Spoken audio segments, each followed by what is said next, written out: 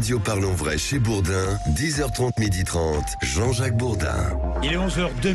Merci d'être avec nous. Nous sommes jeudi, et le jeudi, nous avons décidé d'ouvrir une longue page politique de 10h30 à 12h30. Tous les jeudis, nous ferons de la politique. Pourquoi ? Pourquoi faire de la politique ? Parce que personnellement, je crois en la politique, j'aime la politique, et je pense que les Français adorent la politique. Il s'agit simplement de parlons vrai, il s'agit simplement de poser des questions, d'ouvrir des débats et d'écouter vos témoignages et d'écouter ce que demandent les Français. Donc jeudi politique sur Sud Radio, 2 heures de politique tous les jeudis, info, débat et vous, le 0826 300 300. Nous avons plusieurs invités ce matin. Véronique Louwagie, bonjour. Bonjour. Vous êtes députée Les Républicains de l'Orne. Merci d'être avec nous. Nous sommes aussi avec Alexander Nicollet, qui est président du groupe RN au Conseil régional de Centre-Val de Loire, du Centre-Val de Loire, directeur des jeunes avec Marine, c'est bien bonjour ça. Bonjour. C'est bien ça. Merci. Et puis Marc Ferracci, qui est député de la 6e circonscription, député Renaissance de la 6e circonscription des Français de l'étranger, vice-président du groupe Renaissance. Bonjour. Bonjour. Marc Ferracci. Bon. Les sujets d'actualité se bousculent. Ils sont nombreux. La crise de l'énergie, évidemment, sujet majeur, sujet numéro 1. Vous avez vu qu'en Grande-Bretagne, de plus en plus de Britanniques, et j'en parle depuis hier parce que j'assimile ça aux Gilets jaunes. Je vous explique ce qui se passe en Grande-Bretagne. On n'est pas suffisamment attentif à ce qui se passe ailleurs en Europe. En Europe ou hors de l'Europe, puisque la Grande-Bretagne est hors de l'Europe. Bien. En Grande-Bretagne, des citoyens, des entreprises refusent de payer leurs factures d'électricité ou de gaz. Et ces citoyens, ces entreprises sont de plus en plus nombreux à refuser de payer. Je me dis qu'il y a peut-être un risque en France devant l'augmentation du coût de l'énergie, de ces factures de gaz ou d'électricité. Nous verrons bien. Je ne lance pas un appel à ne pas payer. Je dis simplement attention, avertissement. Ça, c'est la première chose. Deuxième chose, il y a vaste débat autour de la manière dont on aborde ces problèmes d'énergie. Le président de la République a décidé de convoquer demain un conseil de défense consacré à l'énergie. Il va y avoir un conseil national de la rénovation aussi, le 8. Est-ce la bonne méthode ? Les oppositions, que ce soit le RN ou la NUP, les oppositions et LR, demandent un débat au Parlement. Un grand débat au Parlement, suivi d'un vote ou pas, je ne sais pas. Il y aura, là encore, il y a débat autour de cette réunion du Parlement. Bien, il y a aussi en marge la fameuse taxe sur les super-profits. Est-ce qu'il faut taxer les super-profits ? Et là aussi, je me fais une réflexion qui, me semble-t-il, est intéressante. On parle beaucoup de Total et des très grandes entreprises. Mais je me mets à la place du restaurateur qui a vu son chiffre d'affaires progresser de 30 ou 40% ces 3, 4, 5, 6 derniers mois. Pourquoi ? Eh bien, parce que ses affaires vont mieux. Parce qu'avant, les 2 années précédentes étaient difficiles. Est-ce qu'on doit le taxer ? Est-ce qu'on doit taxer son super profit ? Ça aussi, c'est un débat que je vais ouvrir avec vous. Enfin, il y a un autre débat que je voudrais ouvrir à la fin de cette heure, c'est la fuite de l'imam Iqiyoussen. Il n'était pas surveillé, cet imam Iqiyoussen. Moi, je suis assez surpris.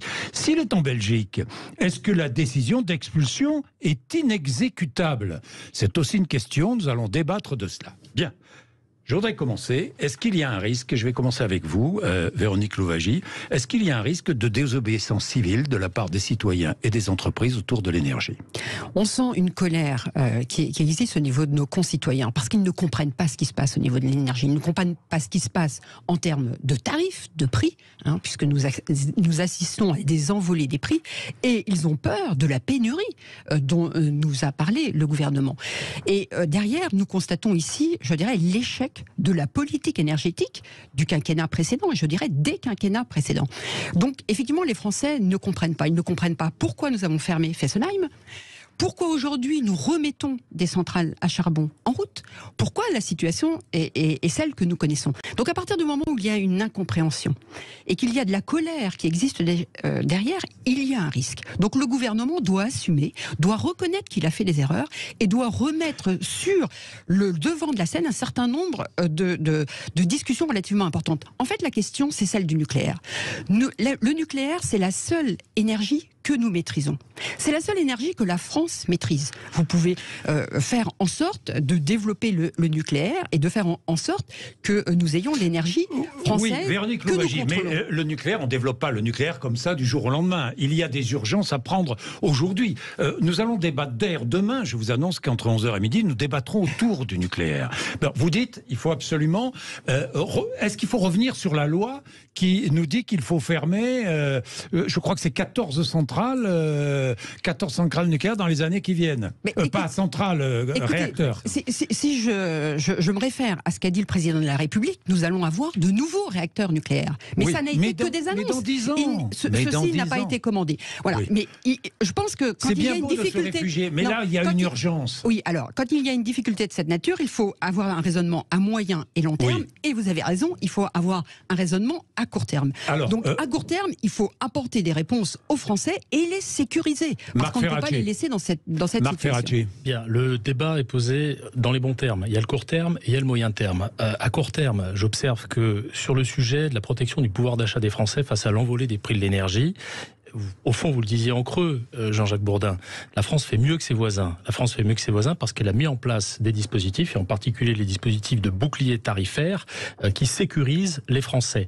Alors, ce qui est vrai... Sécurise pourquoi ? Pour 2 mois ? Pour 3 mois ? Eh bien, Par exemple, la baisse des carburants, 30 centimes, c'est 2 mois. Oui, sauf qu'il ne vous a pas échappé que les prix du carburant commencent eux-mêmes à baisser. 10 centimes de moins dans la semaine qui vient de s'écouler. Donc, la logique dans laquelle nous avons voté le projet de loi pouvoir d'achat et voté le projet de loi de finances rectificative qui a mis plusieurs dizaines de milliards d'euros sur la table pour protéger le pouvoir d'achat des Français, notamment contre la hausse des prix de l'énergie, c'est une logique temporaire, précisément parce que nous sommes face à un choc temporaire. Et là, je rejoins Madame Louwagie, on a besoin d'avoir une réponse de court terme. Ensuite, sur le moyen terme et sur le long terme, sur la stratégie énergétique. Quand j'entends que la stratégie énergétique du quinquennat n'a pas été la bonne, j'observe simplement que cette stratégie, elle a été profondément refondée par le discours de Belfort qu'a prononcé le président de la République en février 2022. Qu'est-ce qu'il dit, ce discours ? Il dit qu'on ira jusqu'à 14 réacteurs nucléaires supplémentaires de nouvelle génération. Oui. Il dit qu'on va développer les énergies renouvelables, et notamment l'éolien, mais en mer, avec 50 parcs éoliens offshore, avec l'idée d'un mix énergétique qui soit équilibré. Et donc, il y a une vision. Il y a un enjeu de court terme, mais il y a aussi une vision. Oui, mais nouveaux réacteurs, très bien, mais on va aussi fermer des réacteurs anciens. Alors, sur ce sujet-là, soyons précis. Soyons précis, pourquoi ? Parce que une décision a été annoncée au début du quinquennat par le président de la République. En 2018. On appelle ça le grand carénage. Qu'est-ce que c'est le grand carénage ? Eh bien, c'est l'injonction faite à EDF de mettre en place une opération de maintenance profonde des réacteurs existants afin d'en prolonger la durée de vie. Et la prolongation de la durée de vie des réacteurs passe existants, par la fermeture de réacteurs. elle a été réaffirmée en février. J'observe que ce grand carénage a été mis en œuvre par EDF, a été mis en œuvre peut-être de manière... Vous avez entendu ce qu'a dit le président d'EDF ? Oui, et justement, je vais y revenir, parce que c'est un point très important. Et pour terminer de répondre à ma collègue Véronique Louwagie, si on dit que durant ce quinquennat, la politique énergétique suivie n'a pas été la bonne, eh bien, je pense qu'il faut aussi qu'on remonte au moins un an en avant. En 2016, qu'est-ce qui se passe en 2016 ? En 2016, Areva est au bord de la faillite. La filière nucléaire entière est au bord de la faillite. On la recapitalise à hauteur de 5 milliards d'euros et on sauve Areva. Qui est ministre de l'économie à ce moment-là ? Qui est ministre de l'économie ? Emmanuel Macron. Donc, je pense qu'il faut que chacun assume ses responsabilités. Je pense qu'il faut qu'on soit précis, y compris dans la genèse des faits. Et ensuite, on pourra parler de ce qu'a dit Alexandra Nicolet. Je vais revenir sur le nucléaire après. Mais votre question initiale, elle est intéressante. Vous demandez est-ce qu'il y a un risque que les Français ne paient pas. Et en réalité, c'est de ça qu'a peur le gouvernement actuellement. Et c'est pour ça qu'il y a des mesures d'urgence. C'est pour ça que je mets le doigt dessus. C'est pour ça qu'il y a des mesures le gouvernement a peur de avec cela. aucune visibilité.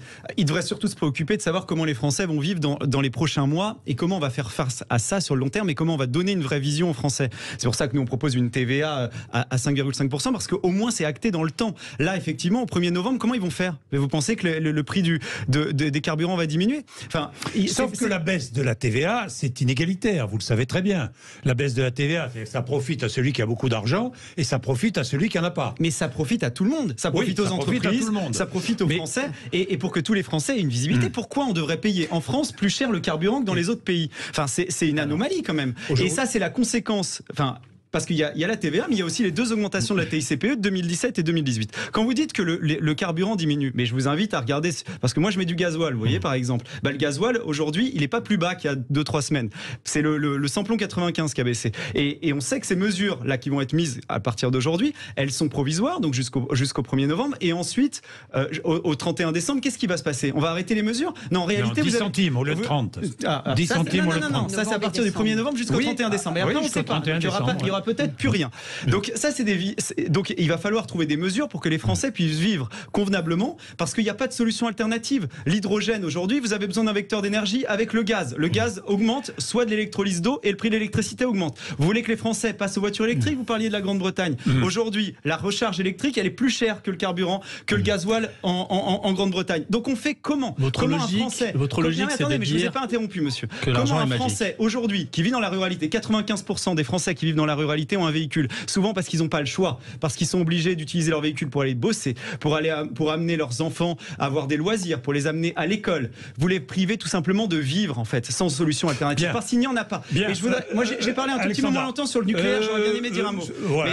Mais très vite. Alors. Mais parce que on est en train de payer une politique effectivement sur du long terme. Emmanuel Macron, au début du quinquennat, il était contre, comme LR il y a 15 ans, voulait diminuer la part du nucléaire. Et on est en train de payer ça aujourd'hui, et ça nous rend dépendants à d'autres énergies. Et juste, alors je finirai tout à l'heure si vous voulez. Vous finirez tout à l'heure parce qu'il est déjà 11h13 et vous allez répondre, Marc Ferracci. Et puis Véronique Louwagie aussi, évidemment, le débat est engagé. Vous êtes sur Sud Radio, 0826 300 300. Venez vous mêler du débat. Je vous attends. Je vois Jean, qui est parisien, qui a envie d'intervenir. À tout de suite, 11h13. Sud Radio Parlons Vrai chez Bourdin, 10h30, 12h30, Jean-Jacques Bourdin. Il est 11h16 minutes, 0826 300 300. Le débat est ouvert tous les jeudis de la politique sur l'antenne de Sud Radio. Nous parlerons vrai. Je donne la parole à Marc Ferracci. Allez, répondez à Alexander Nikolic qui vous a interpellé. Je vais être très court. On a une divergence de vue qui est profonde. D'abord, vous pensez qu'il y a de l'argent magique. Une baisse de TVA, ça coûte très cher et surtout, on ne revient jamais dessus. Une baisse de TVA sur les produits pétroliers, ça passe dans les prix. Ça veut dire concrètement que les producteurs et les distributeurs, à un moment ou à un autre, augmentent leurs prix. Il y a énormément d'études qui le montrent. Donc vous dépensez de l'argent public et à un moment, ce sont les Français qui auront à le rembourser pour rien. Ensuite, le deuxième point, et je m'arrêterai là, quand vous dites que rien n'est fait pour les Français qui sont dans la ruralité, c'est faux. D'abord, les mesures qui ont été annoncées, qui rentrent en vigueur d'ailleurs au 1er septembre, impactent très directement les gens qui vivent dans la ruralité. Et puis sur le moyen terme, eh bien, des mesures sont d'ores et déjà en vigueur. Je pense en particulier au bonus écologique. Je me suis occupé dans une vie antérieure de financer ce type de mesures. Elle marche très très bien, ce genre de mesures. Il y a une mesure qui est dans le programme du président de la République et que la Première ministre a annoncé qu'elle serait mise en œuvre, dont la Première ministre a annoncé qu'elle serait mise en œuvre, c'est la location de véhicules à 100 € électrique pour les gens qui sont précisément dans cette situation de devoir utiliser leur véhicule mais qui n'ont pas les moyens de basculer dans l'électrique. Donc il est faux de dire que rien n'est fait et surtout il est faux de dire qu'on peut raser gratis et prendre des mesures extrêmement coûteuses qui pèseront sur le budget. Mais je voudrais que Véronique Louwagie réponde parce que les 30 centimes c'est LR qui le voulait, qui poussait. Vous poussiez.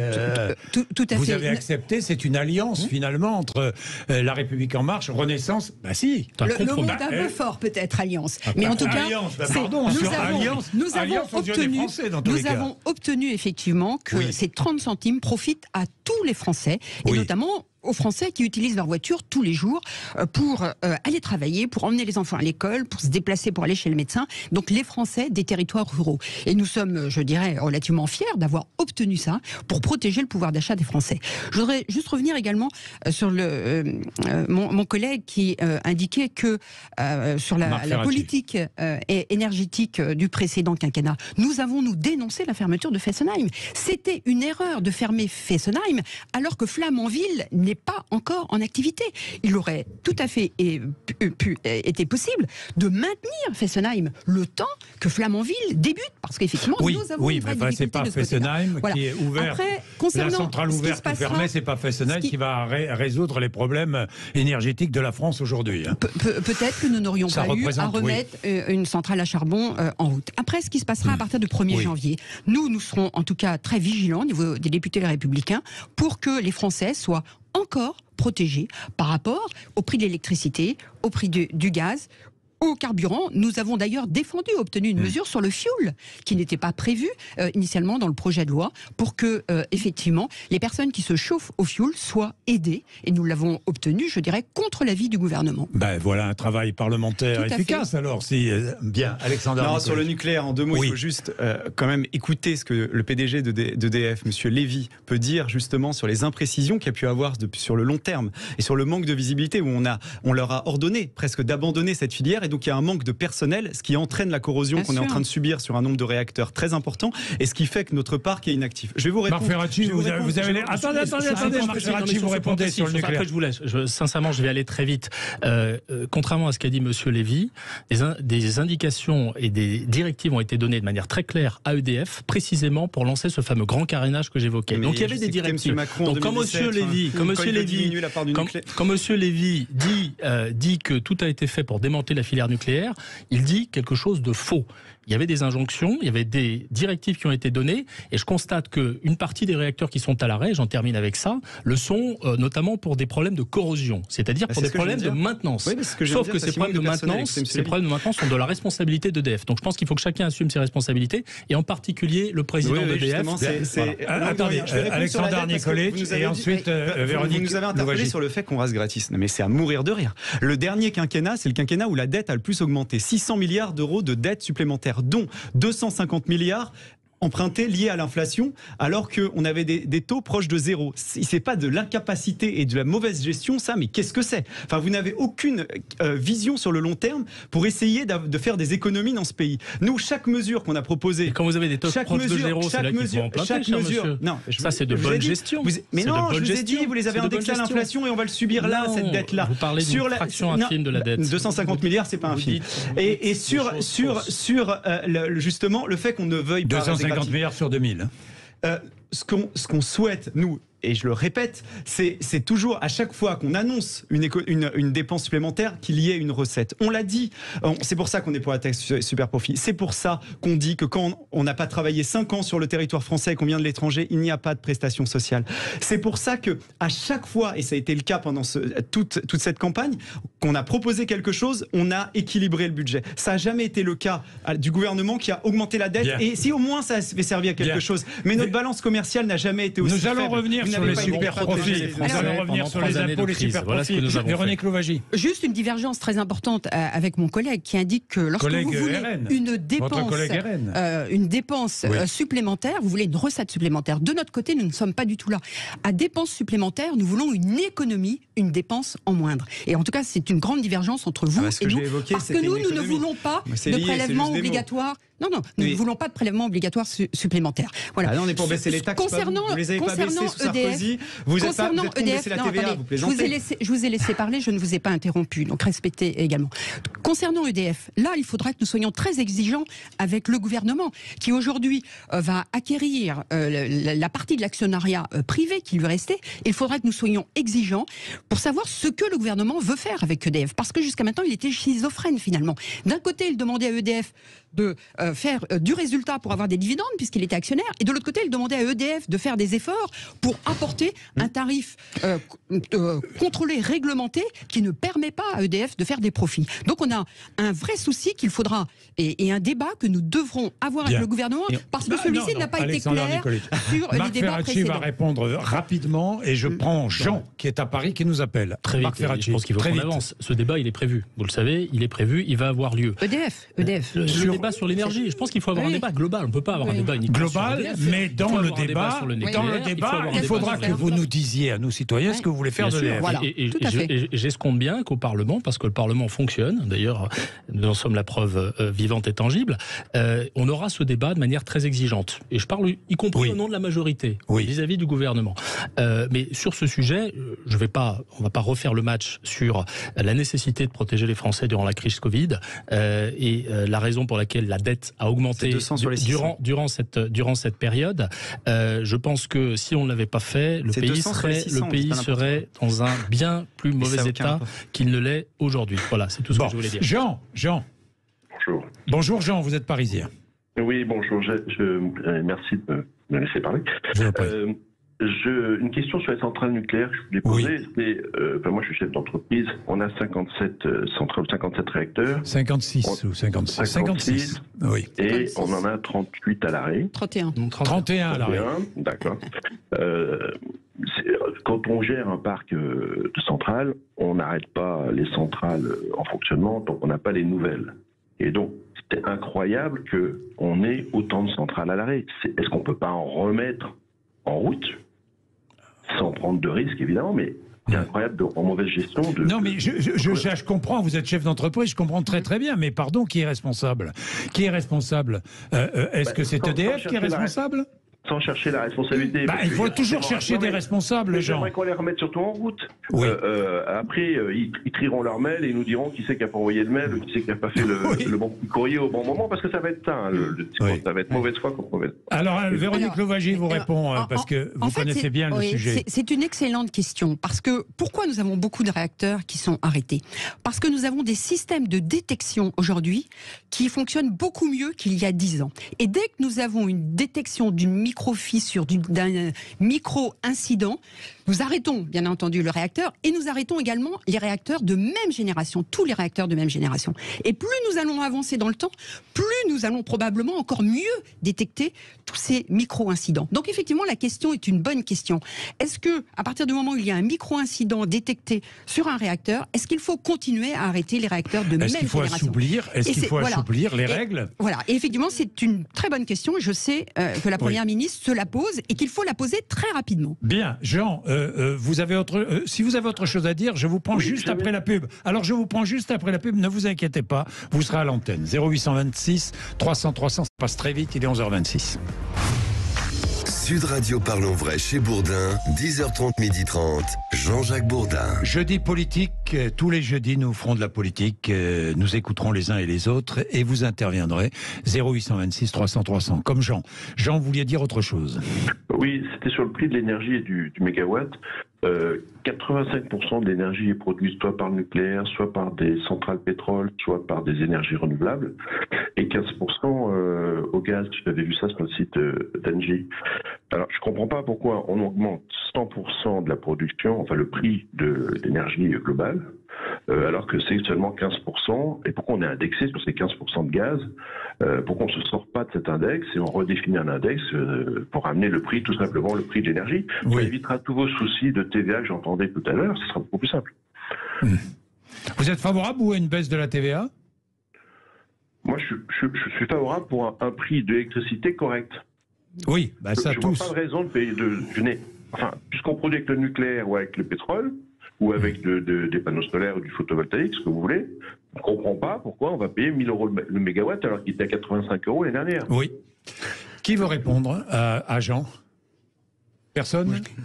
Véronique Louwagie. Oui, alors effectivement, vous avez raison dans votre propos en disant qu'il nous faut revoir le lien qui peut exister aujourd'hui entre le prix du gaz et le prix de l'électricité. Nous avons un lien. C'est vrai qu'il y a un lien qui est anormal. Voilà. Et aujourd'hui, il faut véritablement remettre ça sur la table parce que on se rend compte que notre dispositif ne fonctionne plus du tout.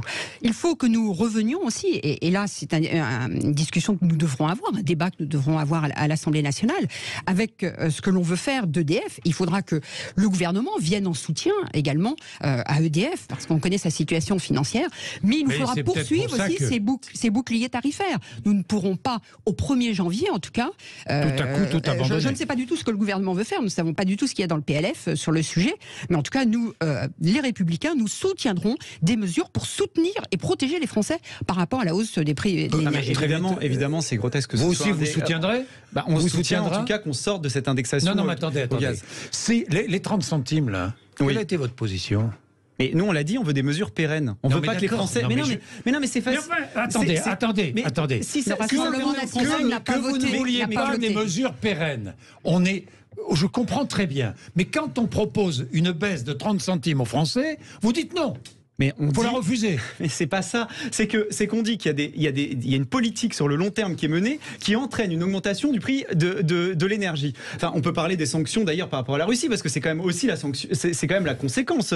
Cette augmentation de tous les produits énergétiques, c'est la conséquence de ces sanctions qui sont totalement inefficaces, parce que les Russes ont augmenté de 40% leurs recettes. Donc à quoi ça sert? Est-ce qu'il y a une résolution du conflit actuellement? Enfin, on peut quand même se poser la question de l'efficacité de ces mesures-là que les Français sont en train de payer. Dans un autre débat. Sur les sanctions internationales, les conséquences en Russie. On ne va pas entrer dans ce débat-là. Je vais vous répondre. Une entreprise, par exemple, elle a besoin de savoir sur le long terme combien elle va payer son électricité. Elle ne peut pas se dire, ah bah là, jusqu'au 1er novembre, je vais avoir 30 centimes, et puis ensuite après, je vais avoir 10 centimes, et après, je ne sais pas trop.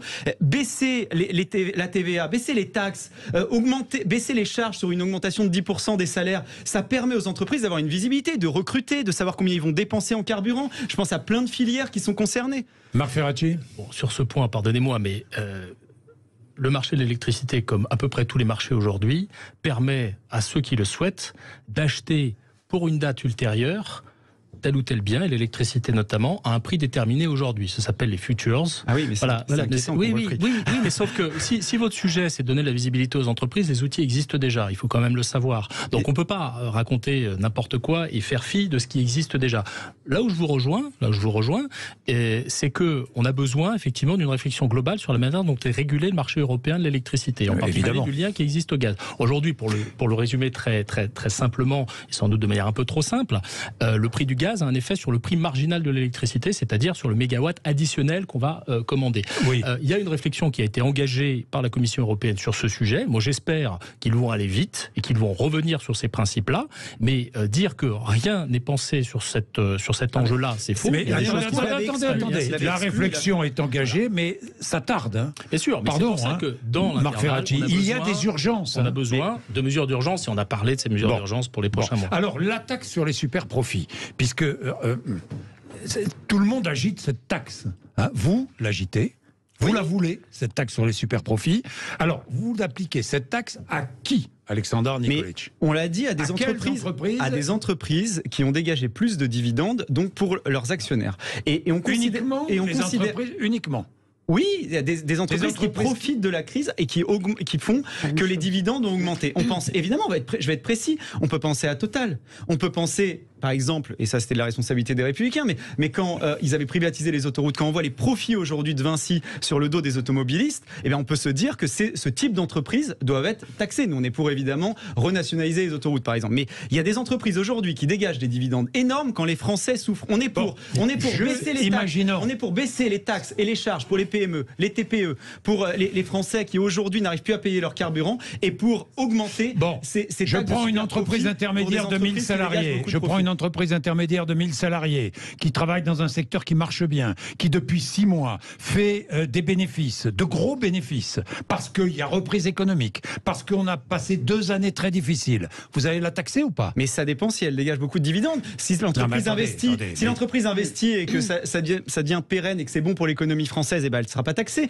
Mais il faut cibler justement. Mais c'est du pragmatisme. Total qui fait des bénéfices, c'est bon ou pas bon pour l'économie française? Mais c'est de l'argent en plus pour des actionnaires qui investissent, enfin qui ont mis de l'argent dedans, et c'est donc des dividendes supplémentaires, et ça ne bénéficie pas aux Français. Nous, ce qu'on veut, c'est, on l'a dit tout à l'heure, on veut pas raser gratis. Je parlais tout à l'heure des 2 augmentations de la TICPE en 2017 et 2018. Il faut comprendre que sur un plein, c'est 25 €. Il faut que les Français qui nous écoutent là comprennent que si on revient sur ces 2 augmentations, ils paient leur plein 25 € de moins. Eh bien, on préfère avoir une taxe de super profit. Ça coûte combien? Ces 2 augmentations, ces 2 augmentations, évidemment, c'est plusieurs dizaines de milliards. Mais sauf que justement, si on veut la compenser, ça passe par des taxes et des mesures exceptionnelles, parce que les Français ont besoin de mesures exceptionnelles quand ils peuvent plus vivre. Véronique Louwagie. Alors nous, du côté des Républicains, nous ne sommes pas favorables à cette taxe sur les super profits. Voilà. Pour la elle raison, est demandée, pardon, je vous coupe, elle est demandée par le Rassemblement national, mais aussi par la gauche. Hein. Oui, tout à fait. Peut-être. Voilà. J'ai un doute. Oui. Nous ne sommes pas favorables à de nouveaux impôts. C'est notre règle. Les prélèvements obligatoires en France sont déjà nettement supérieurs aux prélèvements obligatoires qui existent dans les pays européens. Et nous voulons que les entreprises restent en France. Nous voulons que des entreprises reviennent en France. Parce que vous avez un vrai risque à partir du moment où vous taxez encore plus, taxez toujours, taxer encore, que les entreprises quittent la France. Voilà. Alors, en revanche, s'il y a des entreprises, comme on peut citer Total, puisqu'effectivement, Total a fait des super profits liés, je dirais, au marché de l'énergie, au marché du carburant. Il faut effectivement qu'il y ait de la redistribution, parce que, effectivement, on ne peut pas admettre que d'un côté, des actionnaires s'enrichissent et que de l'autre côté, les salariés ne le fassent pas. Donc, il y a des dispositifs d'intéressement, il y a des dispositifs de participation qui peuvent être mis en place. Beaucoup d'intéressement et de participation, il faut le savoir. Oui, voilà, mais il peut y avoir encore des dispositifs. Et Total a, sous la pression de cette taxe sur les super-profits, parce que les Républicains, nous avions effectivement maintenu une pression à un moment donné à accorder 20 centimes. 20 centimes, ça n'est pas rien, 20 centimes sur le litre de carburant. Bon, je vais essayer de tracer une voie médiane. Parce que c'est vrai qu'Elisabeth Borne, pardon, mais il y a une ambiguïté dans son discours. Je vais essayer de tracer une voie médiane. Oui. Bon, moi, je suis économiste de formation. Oui. Moi, ça ne me choque pas que des profits qui ne sont pas issus d'une démarche d'innovation, d'une démarche de conquête de marché, d'une démarche visant dans l'entreprise à faire des gains de productivité, mais qui sont issus d'un choc exogène, comme les prix, soient taxés. Ce qu'on enseigne à nos étudiants quand on est prof d'économie, c'est qu'en général, les profits ont pour origine quelque chose de positif qui est la conséquence des décisions de l'entreprise. Là, ça n'est pas la conséquence des décisions des entreprises, mais c'est la conséquence d'un mécanisme de marché. Ça, c'est le principe. Maintenant, je vous rejoins quand vous dites qu'il y a le principe et il y a la mise en œuvre opérationnelle. Quand j'entendais M. Nikolic mélanger d'ailleurs les profits, les bénéfices, les dividendes, tout ça, ce sont des choses différentes. Je pense que les chefs d'entreprise qui nous entendent doivent avoir un petit peu les oreilles qui sifflent.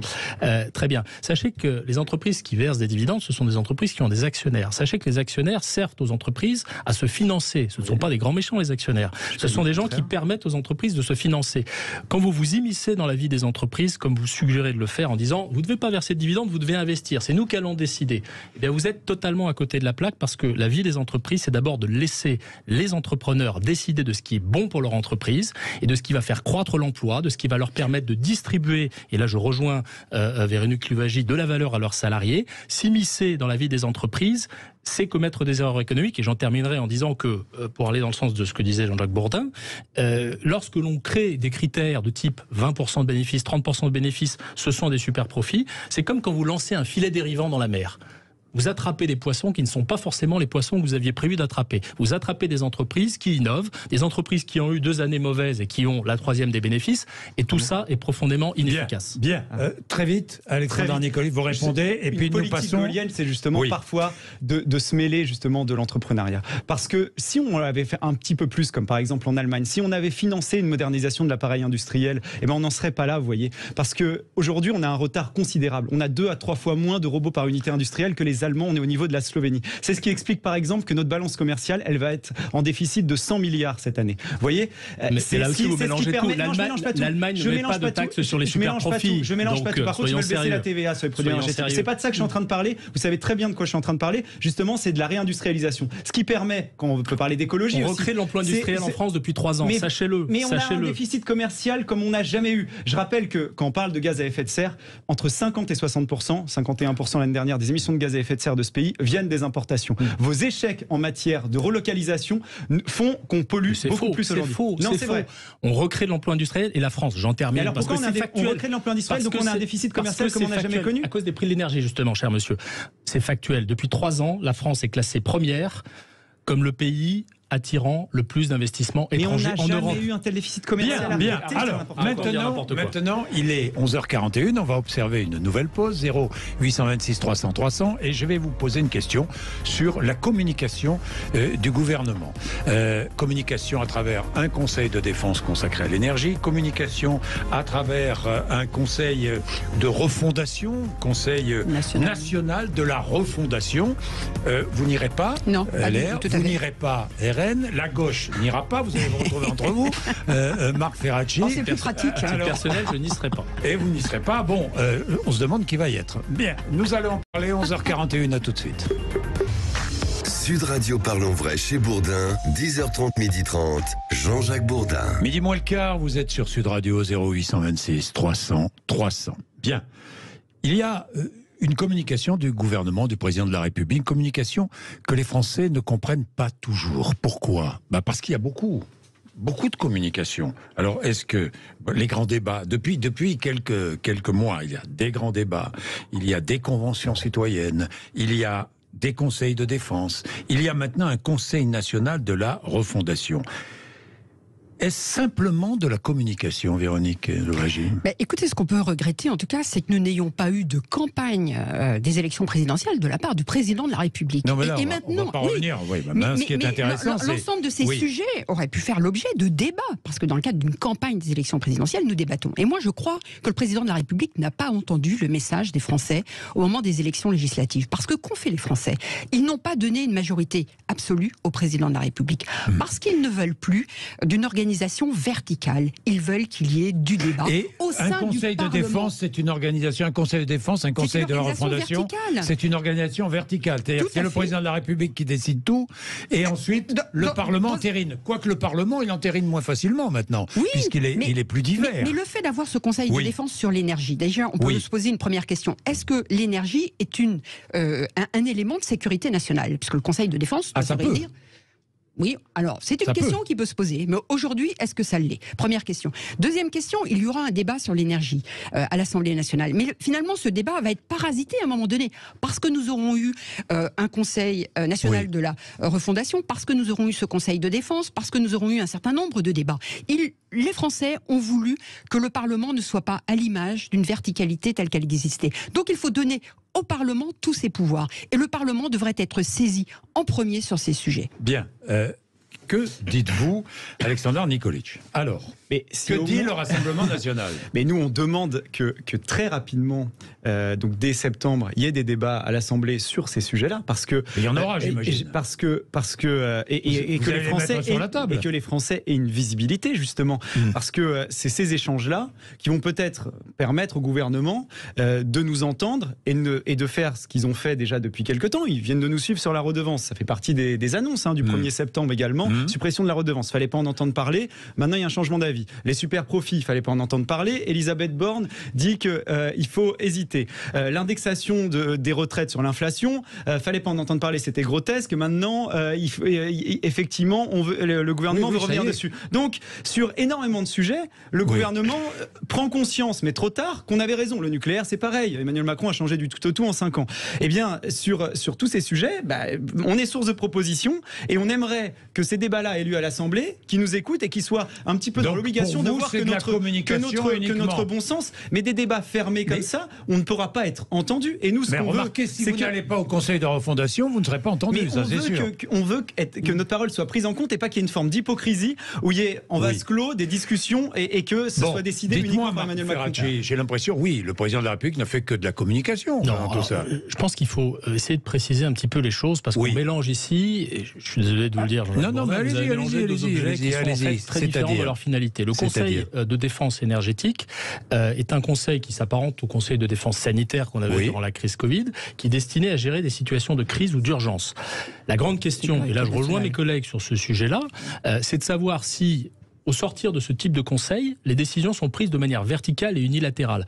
S'agissant du Conseil sanitaire, j'attire l'attention sur le fait qu'il y a eu 13 projets de loi qui ont été discutés au Parlement et votés sur ces questions sanitaires. Le dernier en juillet, nous étions dans l'hémicycle, chers collègues. C'était pas le même Parlement. Nous étions dans l'hémicycle, chers collègues. Ça signifie que ça ne veut pas dire qu'on fait un conseil de défense qui soit sanitaire ou énergétique. C'est pas parce qu'on fait un conseil de défense sanitaire ou énergétique que derrière, il n'y a pas de débat au Parlement sur des textes. Dans ce type d'instance, de cénacle, le gouvernement et le président définissent une stratégie. Ensuite, il y a de la concertation, et il y aura aussi des débats au Parlement. Votre chef, Marine Le Pen, a demandé à ce qu'une session extraordinaire soit convoquée, après l'avoir refusée en juillet quand même, et en mettant de côté le fait que c'est pas parce qu'il y a une session extraordinaire, c'est pas parce qu'il y a une session extraordinaire, ou plutôt parce qu'il n'y a pas de session extraordinaire, que le Parlement ne travaille pas. Dans les prochains jours, il y aura des auditions de ministres sur les questions énergétiques. Je vous invite à venir, tous les députés, pas simplement ceux de la Commission des affaires économiques sont conviés. Donc le Parlement travaille, même quand il n'y a pas une session extraordinaire. Le Conseil de défense énergétique est là pour tracer des orientations qui seront ensuite discutées. Donc ça, il faut être très clair sur ce sujet. Et s'agissant du Conseil de la refondation, j'en termine, c'est une instance qui a un objet différent, avec une perspective de long terme et pas une perspective d'urgence. Donc il faut remettre les choses à leur place et dire que chaque objet a sa finalité propre. Bien. La fuite de l'imam Iqiyoussen. il serait en Belgique, j'emploie le conditionnel parce qu'on ne sait pas, franchement, Marc Ferracci, la France n'est-elle pas humiliée dans cette affaire ? Parce que l'imam Iqiyoussen, avant que la décision du Conseil d'État ne soit tombée, serait parti en Belgique. La France est humiliée. Je vous pose la question. Dans cette affaire, est-ce que la France n'est pas très clairement humiliée ? Quelqu'un qui n'a pas encore été condamné, qui n'a pas encore été frappé d'une décision de justice définitive, qui décide son expulsion, je le dis tranquillement, n'a pas vocation à être surveillé par les services de police en France. Si on l'avait fait, qu'est-ce qui se serait dit ? Tout le monde aurait dit, on utilise les services de police pour surveiller quelqu'un alors qu'aucune décision ou condamnation ne pèse contre lui. On instrumentalise les moyens policiers à des fins de politique politicienne pour faire des médias autour de ça. Ça aurait été incompréhensible. Donc moi, j'assume, et je pense que la majorité aussi assume le fait que tant qu'on n'est pas condamné, on n'a pas vocation à être surveillé par les services de police, sachant que certains individus sont surveillés quand ils présentent un risque lié au terrorisme, par exemple, un risque de commettre des délits extrêmement graves. Il ne présentait aucun risque, cet imam Iqiyoussen ? De ce registre-là, je ne sache pas que l'imam Iqiyoussen soit accusé de terrorisme. Il est accusé de tout un tas de choses, et moi je suis très content qu'il ait quitté le territoire national, et je pense qu'il n'y a que le résultat qui compte. S'il a quitté le territoire national, eh bien il ne pourra pas y revenir, et le ministre Gérald Darmanin l'a dit, s'il revient, il sera mis en centre de rétention administrative immédiatement. Donc on peut se féliciter du fait qu'il ait quitté le territoire national. C'est un type qui a proféré des propos antisémites à de nombreuses reprises, qui a promu la soumission de la femme à l'homme, qui n'a aucunement sa place sur le territoire national. Il n'y est plus, je m'en félicite. Véronique Louwagie. La Première ministre parle de transparence depuis quelques jours. Je crois qu'il faut être transparent de manière très claire avec les Français.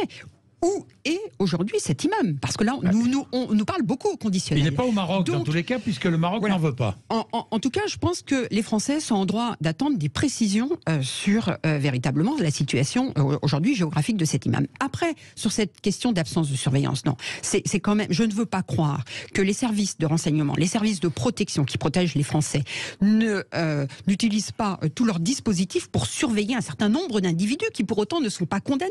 Ça existe, je dirais, pour préparer des interpellations, pour, je dirais, des filatures, ça existe. Et heureusement, parce qu'il y a des personnes qui doivent, nous devons arriver à mettre des personnes devant un certain nombre de leurs situations. Donc finalement, ce qui arrive là, c'est quand même aberrant. Je pense qu'un certain nombre de Français ne comprennent pas que cette personne n'ait pas fait l'objet d'une surveillance en l'attente des dispositifs qui sont ceux que nous connaissons. Alexandre Nicolet. Ça a un côté pathétique. Enfin, Gérald Darmanin, il a voulu communiquer et se servir de cette affaire pendant l'été pour montrer qu'il était très dur avec l'islamisme. Il faut se rappeler que ça fait 20 ans que cet imam a des déclarations qui sont plus que limites. Enfin, je veux dire, évidemment des propos antisémites. Il dit que les femmes doivent rester à la maison, se voiler, se soumettre à leurs hommes. Il souhaite que les moudjahidines l'emportent en Syrie, en Palestine, et il a des déclarations qui vont quand même dans ce sens systématiquement. Mais ça fait 20 ans qu'on trouve qu'il n'y a aucun problème, alors que ces vidéos sont vues par des millions de personnes sur YouTube.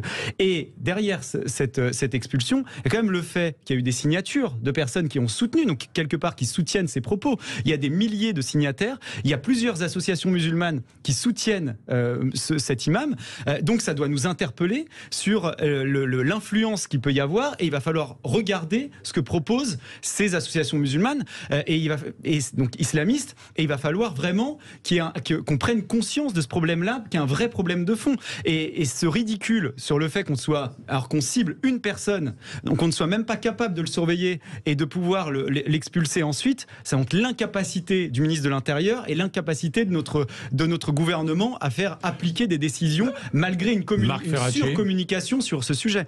Écoutez, moi je ne vais pas redire ce que je viens de dire à l'instant. Cet individu a quitté le territoire national selon toute probabilité. En tout cas, c'est les informations qui ont été communiquées par le gouvernement. En fait, il s'est appliqué la décision d'expulsion. On peut dire les choses comme ça. C'est le résultat qui compte. J'attire votre attention quand même sur le fait que les expulsions continuent. Il y en a eu 700 dans l'année qui précède, et que des résultats sont obtenus aussi parce que la loi a changé. Conseil, en particulier la loi séparatisme, ou la loi qui renforce les principes de la République, que je crois votre groupe n'a pas voté. Donc il faut être quand même assez clair sur ces sujets-là. Des choses sont prises, des décisions sont prises, elles sont exécutées. Le résultat est là, l'imam Iqiyoussen a quitté le territoire national. Ensuite, sur le fond, je vous rejoins.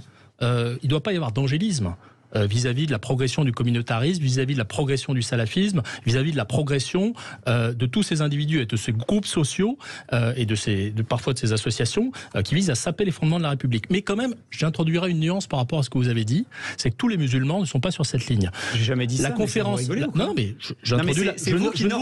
Je ne vous prête pas ce propos. Qui considérez que tous les j'introduis la nuance. J'introduis la nuance. Que ce soit ça l'islam. Arrêtez de me faire dire que je ne dis pas.